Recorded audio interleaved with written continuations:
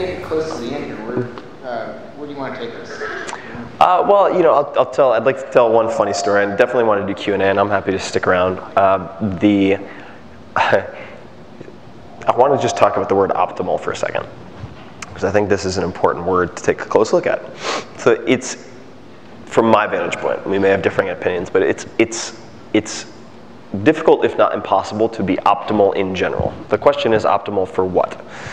And part of the reason that I enjoy and value testing every 2 or 3 months is that I will give myself short-term projects, and I'll say, you know what I'd like to do is get a lot faster at running a mile. Or you know what I'd like to do is get really, really, really strong and increase the deadlift. Or you know what I'd like to do is finally get a tan for once in my life. Or whatever it might be. And what can I tweak? What can I take? Like astaxanthin in the case of like tanning and stuff. There's some crazy stuff you can do. What can I play around with to get not only an entire education in a certain area of functioning in my body, but to optimize for objective X. Okay, so to use the word optimal, you should have optimal for X. There should be a modifier that follows that. Otherwise, you're going to end up chasing your tail a lot. And so I'll tell just a funny story of sort of self-experimentation gone wrong, just for the fun of it. So resveratrol, going back to resveratrol. So when people say resveratrol, usually what they mean when it's in supplement form is something called trans resveratrol. And to get the life extension effects that have been demonstrated in studies, you would have to consume something like 17 cases of red wine a night or something. It's 500 bottles. 500 bottles a night, which will probably not extend your lifespan. So I ended up sourcing trans resveratrol from a couple of different sources while I was writing the 4-Hour Body, and I was like, well, I'm not going to know if it's going to extend my life or not until I'm dead, so that kind of sucks, and certainly not by book deadline. But I began looking very closely at a rat that had been dubbed super rat, and you should Google super rat resveratrol. So super rat was an experimental rat versus normal control rat, and these were in groups, of course, that had its endurance doubled by megadoses of trans resveratrol. Doubled, literally, like runtime twice as long. So non-trivial. That's huge magnitude of change. And I decided that I wanted to try to become super rat, because it was achieved in a very short period of time. And I was like, all right, book deadline's coming. I got to do something. I'm curious about it. So I started going to the, I think it's the Immortality Institute, iminst.org or something like that, which has a fantastic forum. And there's a group of people on this forum who are part of what they call the 500 Club. And they've been doing 500 milligrams, I believe, of trans resveratrol daily, or certainly weekly, multiple times per week, and tracking the effects. So one of the common side effects, and I have no idea what the mechanism is, but one of the common side effects of relatively consistent or a higher dose trans resveratrol is joint pain. And I actually noticed this first and then found it documented. So I didn't think it was placebo effect, but I got this like pain in my elbow. So this is just to highlight the fact that like expect some side, if you're really trying to push the envelope, expect side effects. The only way that I could dose properly, and this is very back of the napkin, back of the napkin, not recommended approach to doing things, but I looked at the rat studies and determined what the sort of milligram per kilogram of body weight was for the rats, and then tried to extrapolate out from there. Now, of course, they're not feeding the rats pills, they're injecting them, so I was like, oh, geez, all right, well, I'm gonna have to try to figure out some kind of multiplier based on the bioavailability. Okay, fine. And I'm in South Africa at the time, doing a number of tests with the Sports Science Institute of South Africa, which is amazing. It's an amazing facility. And there's a guy named Dr. Tim Noakes there, who's run like 60 ultra marathons and has written a number of books. Brilliant guy. Anyway, he said, look, if you want to take any of the tests that we have at our institute, you're welcome to. Like, yeah, just come on by, like, tell us when you want to show up and we'll do it. Great. So I signed up for a number of running tests and endurance tests and decided that one morning I wanted to take my trans resveratrol. Well, to get the proper dose per kilogram body weight, I needed to take 2 bottles worth, so 60 days worth by label directions of trans resveratrol in one dose. So I swallowed all of these pills, which I'm pretty good at doing. I've had a lot of practice, and headed off to the Sports Science Institute. And I just remember sitting there when this lab assistant was explaining the testing. I just started to sweat, like profusely started to sweat, and started kind of turning gray, and my stomach started making a lot of noise. Imagine that. And he's like, "Are you okay?" And I'm like, "Oh no, I'm fine." Gurgle, gurgle, gurgle. It was like Wedding Crashers. I'm like, no, I'm fine. And then he got maybe 3 more sentences into it, and I was like, do you have a bathroom here? And he goes, yeah, it's out the hallway down that way. And I did my shimmy down the hallway and did a reverse broad jump through the stall and just proceeded to die for 20 minutes, and then came back and he's like, "You don't look so good." I'm like, no, I'm fine. Needless to say, did not improve my running time. Did have that happen and then have to go to a running? Yeah, it depends on your running. Right, exactly. And I found out later that what had not been indicated on the label, for whatever reason, transresveratrol is very often in pill form combined with amodin, which has a secondary effect of being a laxative. So I basically ate 60 days worth of laxatives in one dose. Not fun, not recommended. But in the quest of being... Good cleanse. Yeah, exactly. Cheapest cleanse I've ever had.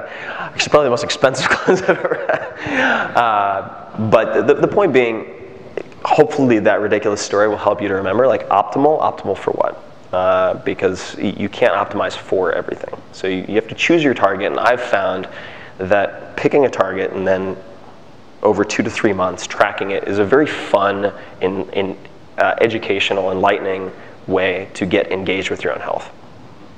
That's it. You want to jump into Q&A? Yeah, sounds great. Cool. It's fine. I mean, I think. So this is sort of a 2-part question. First part for you, Tim, and then second part for you guys, Jim and Justin. When you found that you were selenium deficient, did you find sort of other markers like depressed thyroid or lower body temperature or things like that? So I sort of found through WellnessFX that part, and trying to go backwards. Yep. I also had that because I found also vegetarian low iodine as well, so that helps some, but also wondering sort of that part. And the second part is, are you guys looking at selenium to add that into the baseline in the future? Yeah, so let me tackle that first. So for those of you who haven't read The 4-Hour Body, one of the potential culprits that I identified for low testosterone, also sperm count and things of that type, was a selenium deficiency. And it turns out, God, were you telling me this? It might have been someone else, that if you look at cancer rates in the US, there's basically a division along this mountain range where what was that? The study was in China. And it was reflective of selenium deficiency on one side and proper selenium on the other. skyrocketing rates in my area, and they were trying to figure it out, and they discovered that the broccoli grown in a certain area had 0 selenium, even though that's one of the benefits of broccoli. It's just the soil is so cool. Yeah. And then this other area, it was grass, and they have 0 across the country. Yeah. Yeah, amazing. So selenium's fascinating. The trace minerals are really interesting. So I would love for that to get added to WellnessFX. I identified that first. I think at the time that was SpectraCell that I used, and then kind of backed into it because I was pretty much looking. I'd identified a problem and I was looking for potential causes. So then Brazil nuts in the shell, coincidentally. If you get shelled Brazil nuts, they could be sitting out for months and the selenium content could be really, really low. You were asking for other, I'm sorry, what was the question again? Yeah, you found other effects of lower body temperature, lower... Yeah, I mean we're talking about testosterone specifically? Testosterone and thyroid. And thyroid. Well, the selenium is a problem in a lot of places in the US. I believe predominantly from topsoil depletion. I mean, you look at some places from monocrop agriculture in particular, topsoil's gone from like 12 feet to 8 inches. It's really bad. I look at thyroid quite closely. In your particular case, as a vegetarian, I would also look at, and you probably got this in your WellnessFX, but sex hormone binding globulin and how that could impact testosterone. So you may have, this is where you find people who have perfectly high total testosterone, but very low free testosterone. So that's something that you can look at as well as countering that. But offhand, yeah, those are the first things that come to mind. Yeah, of course. As far as whether we're going to introduce that, I actually think that's an excellent idea. Mostly, we're constantly looking at which markers to bring in. But the other thing, there's a couple tests that we've considered over time. And to get into our panel, we're trying to see if we like what they do in the test. Because if it has higher error rates, it feels like we're wasting your money. So that's one of the things. So a lot of times trying to find what happened on that. But I actually think it's looking into a great one. And it's not in our panel. So we'll check that out. Hi, Kevin. I mentioned in the lobby, I went on the slow carb program about 2 years ago. I brought 40 pounds in 18 months. Hey. Congratulations. I reached a point where I want to stop losing weight because people told me that old guys don't look good when they're too skinny. So I'm kind of in a maintenance mode, and I've been trying to decide what should I do in maintenance mode different than with like the slow carb program. So adding back in fruit, whole grains, yogurts. I'm curious about strategies on maintenance. And the follow-up question is, what would you do for joint health today? Okay.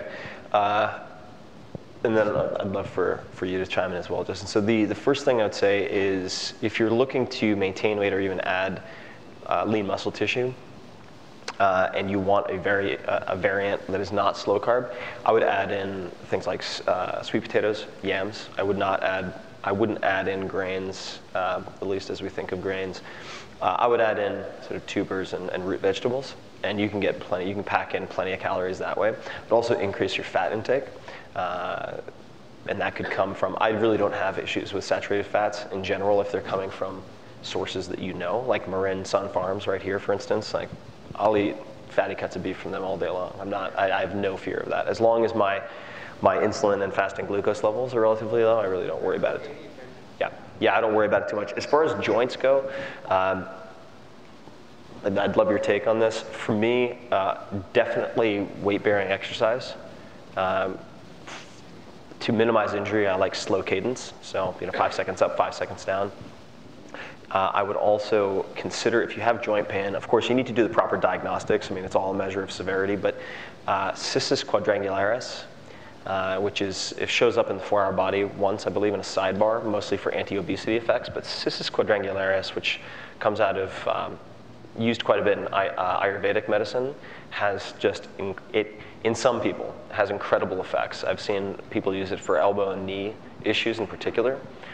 But those would be a couple of thoughts. Do you have anything that you would add? Yeah. Well, first, I agree with your dietary additions. I'm on this kick with fructose load in uric acid, and so and Dr. Hussey over at UCSF, metabolic specialist, he has some good YouTube videos on that. So I'm very conscious with adding a lot of fruit back into the diet. Definitely. I don't know if there's some other genes that are involved in it. Some people, it basically can be like a phosphate sink and ruin some of your energy in the processing of fructose that's occurring in the liver, leads to higher gas levels and problems from like sexual dysfunction to high blood pressure, etc. So fruit, I'm very cautious with, although it's tasty. So to the joints, I'm a big fan of, two things come to mind. I'm a big fan of like jump rope and micro percussions. There's a mechanism in joints called hydrostatic leaping, where if you percuss on them, they actually squirt out some of the synovial fluid that lubricates the joint. The second thing I'm a big fan of is manual manipulation with your thumbs and really getting into the joints, even while you're moving through a range of motion. There's a guy, Tom Myers, that I'm friend with. He's a myofascial expert, and interesting stories that he tells me. Sometimes he gets to do what's called fresh dissections, and it means that somebody passes away and they go directly into his purview, and he gets to cuts them up. He cuts them up, right? Yeah, it's awesome, and they're fresh. So he told me a couple stories where he did when I was with him in New York last fall. He said that he had this this gal who had passed away, an elderly gal, and he does a range of motion test on all the joints, and he said she had really tight left shoulder. And so what he did was, as soon as he dissected away the skin, full range of motion of that shoulder joint. And his point is that the connective tissue adhesions that are anchoring yourself from the bone through the capsules to the skin it's very elaborate. And so everybody, when they have joint pains and aches, everybody goes right after the joint, but it may not be the joint, it may be adhesions around the joints. So pay attention to the whole thing. It may be tight muscles, tight tendons and ligaments.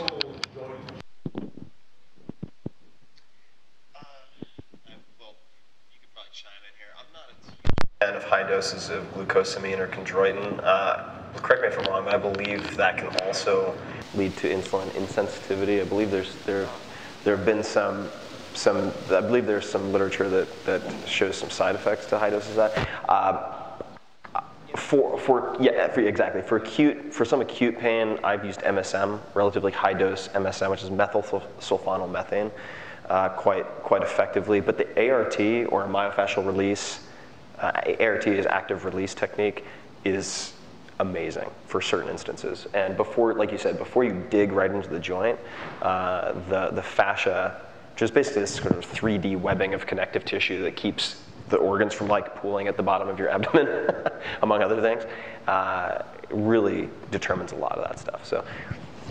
Yeah, my 10-second comment is, I don't think that glucosamine is, it can be helpful for people, but what I find is if collagen, which is the majority of your connective tissues, is the most abundant protein in the human body, you have a bunch of transaminases, which essentially convert different amino acids into other amino acids, and you will have the building blocks of healthy joints if you're getting enough essential and non-essential amino acids, in my opinion.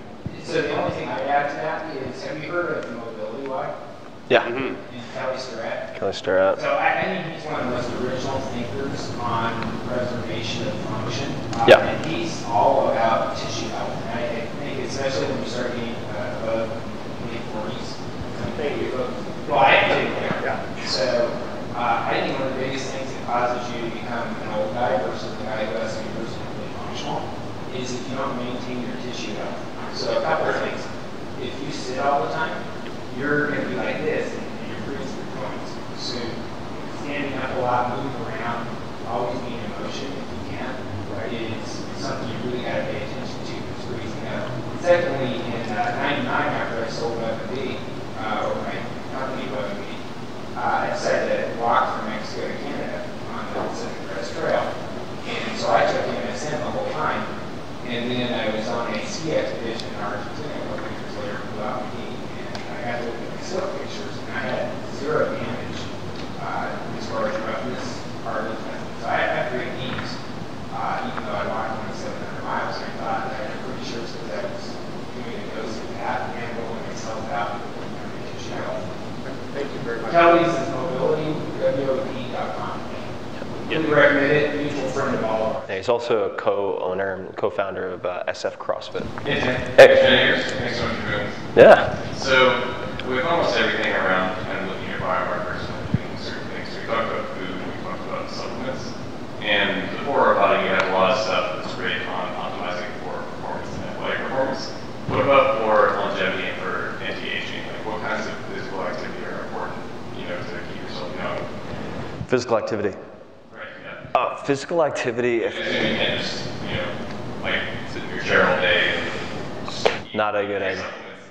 No. I mean, there's actually some data that was popularized, I believe, by the New York Times, which effectively said something along the lines of someone who doesn't sit throughout their working day has a lower likelihood or a lower rate of mortality than someone who goes to the gym 4 times a week but sits down in between. Yeah, the active couch potato, right? Exercise-wise, if I had to choose one type of exercise, it would definitely be slow cadence resistance training to failure, without a question. From staving so there's a term sarcopenia, which is this progressive lean muscle loss over time that is widely attributed with hip fractures and various things. You can in many cases, if not minimize the progression of, halt things like osteoporosis with proper weight training. Proper being key, because 8 to 12 reps of really fast movement, not what I would consider proper weight training. The first priority of which should be injury minimization. And then otherwise, there's actually a fantastic TED Talk that I would recommend you check out.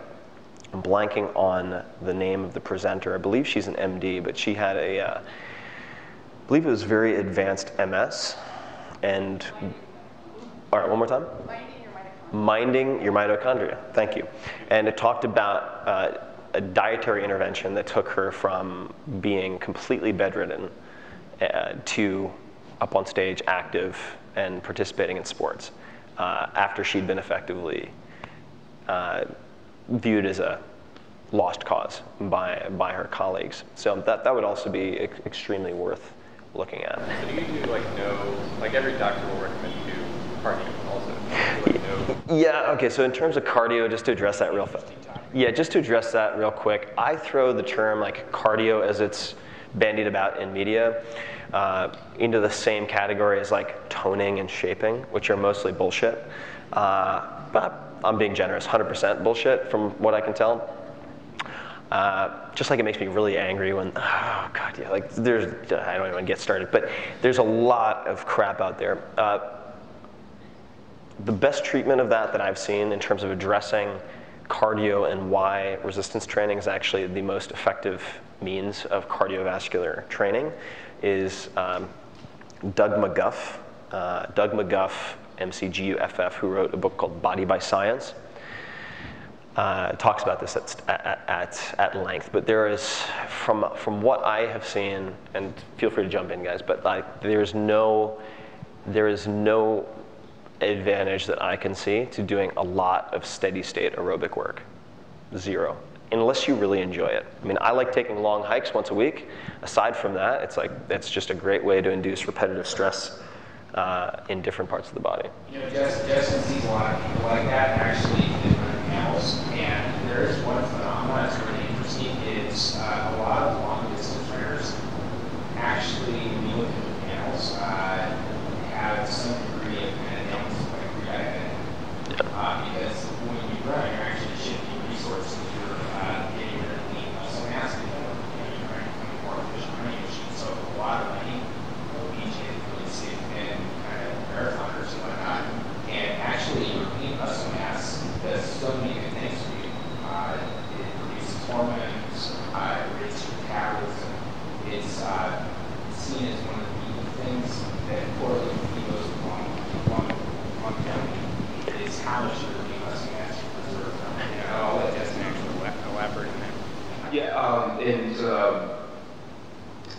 a big fan of high intense interval training because I think that whether it's resistance training that's putting a lot of energetic demands because you're generating a lot of force. Similar with the high intense interval, you have to generate a lot of force over a short amount of time and power. That is a real big stimulus to the body. It's actually the strongest stimulus that I'm aware of that PGC1 alpha that turns on your energy producing gene that leads to your mitochondria. And CR and longevity. Absolutely. Yeah, exactly. So all of those factors are in. So I do think that you also need to move your body. I'm not opposed to kind of moderate distance, moderate intensity exercise. And I say that because the body, there's another physiological principle called specific adaptation to impose demand. And so if you're asking your body occasionally to do that, it's going to be more efficient. If you do too much high intensity or too much slow strength training, then you're going to be massive. And I think that there is some kind of point there where that's liability. But you're right, to Jim's point, when I see people that are ultra marathoners or cyclists or people that are going out and doing a moderate to high level of work for a high volume, a long distance, it's a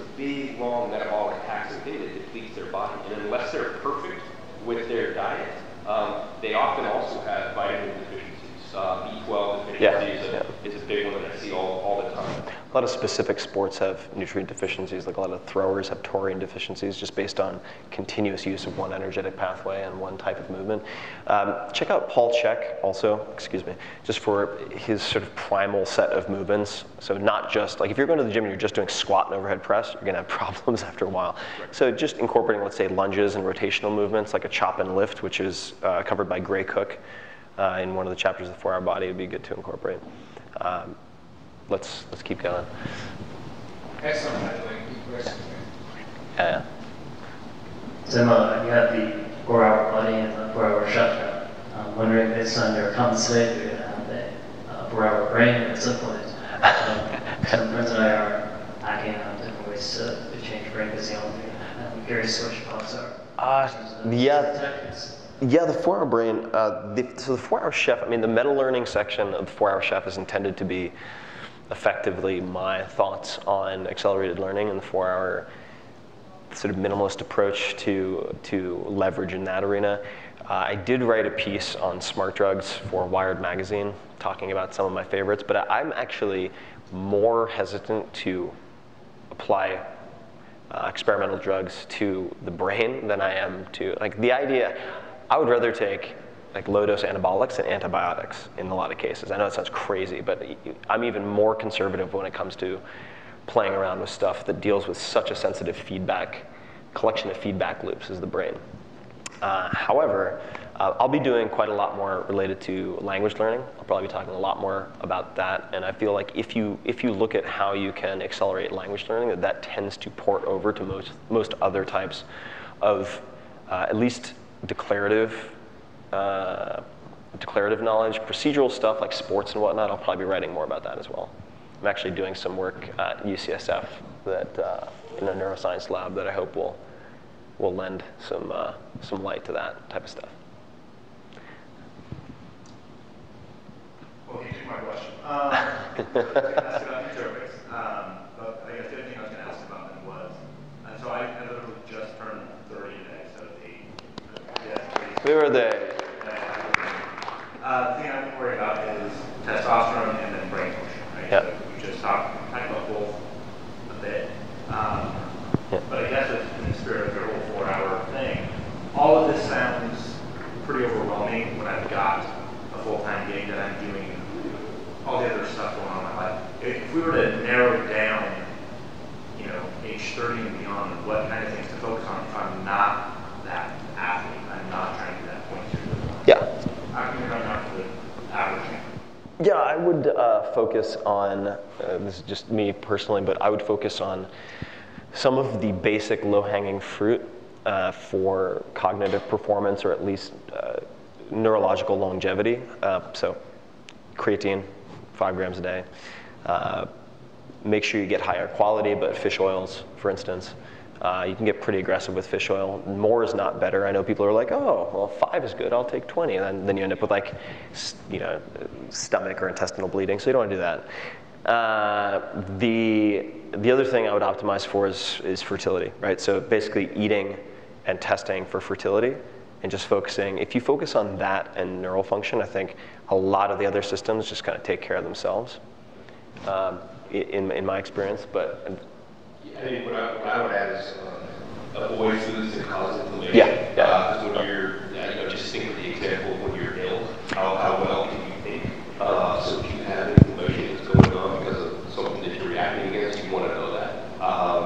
And the other thing is just kind of your fuel mix and how much food that you're eating, because if you are overfeeding that second brain, that's what's going to be doing most of the thinking for you. So, is there a short list of pro-inflammatory foods that that you see repeatedly, or is it really a function of individually doing the food sensitivity testing?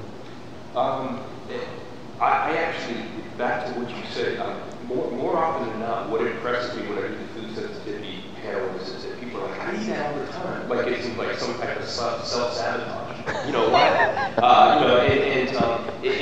I think that it's because it's variety that's missing. When you look at the different amounts of vegetables that we ate 100 years ago comparatively to what the average person eats today, it's amazing. We've mechanized ourselves. We do mono athletic movements, almost